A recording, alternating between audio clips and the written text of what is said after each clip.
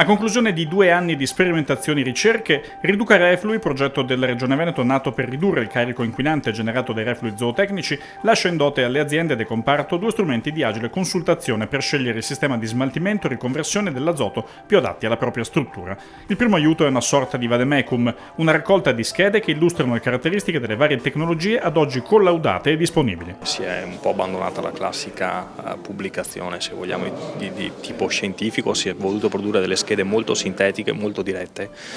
con particolare riferimento a quella che è la parte di valorizzazione energetica. Sostanzialmente si è voluto incentrare la digestione anaerobica come elemento fondamentale, perché è quell'elemento che permette di produrre energia elettrica di fatto attraverso l'uso di biogas e quindi permette di dare quel plus economico, quel recupero economico che poi l'azienda potrà sfruttare per andare a utilizzare processi a valle. A disposizione degli allevatori di bovini e suini viene messo anche un particolare foglio di calcolo Excel. Si chiama Valea ed è stato ideato dal gruppo di ricerca TESAF dell'Università di Padova. Reperibile anche dal sito Riduca Reflui, è un supporto di semplice utilizzo. L'utente deve solo inserire i propri dati finanziari ed in pochi secondi il PC restituisce una simulazione dei costi. Il modello Valea potrà facilitare sia gli imprenditori zootecnici ad orientarsi fra diverse filiere integrate dei reflui zootecnici, sia assistere i policy maker pubblici nell'analisi delle scelte aziendali e nella definizione di politiche appropriate per assisterle. Lo strumento chiamato Valea è uno strumento di analisi economico-finanziaria messo a punto dal gruppo di lavoro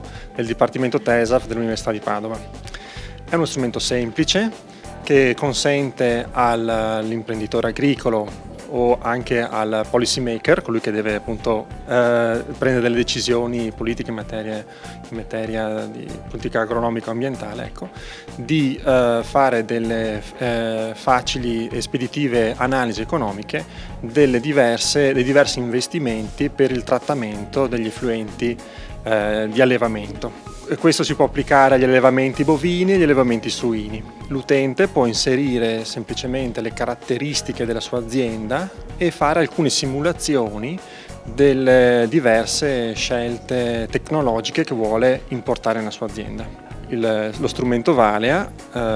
quindi elabora automaticamente, permette di confrontare i costi di investimento, i costi di gestione delle diverse scelte imprenditoriali, delle diverse filiere tecnologiche, e poi produce degli indicatori economico-finanziari che danno, delle valutazioni sull'investimento. Riduca Reflui, con la presentazione di questi strumenti, ha completato il suo percorso, centrando il suo obiettivo principale: fornire linee guida e percorsi modello per la gestione degli effluenti di allevamento nel rispetto della direttiva europea sui nitrati e delle norme correlate. Data però la rapida evoluzione delle tecnologie, da Veneto Agricoltura, che è stato il coordinatore operativo del progetto, stanno già studiando la fase 2. Stiamo lavorando assieme con la Regione all'idea di reperire, siamo quasi obbligati su base europea, delle risorse per poter seguire questo settore che è in rapidissima evoluzione, perché nel momento, è un po' come in altri settori tecnologici, nel momento in cui hai finito di analizzare, valutare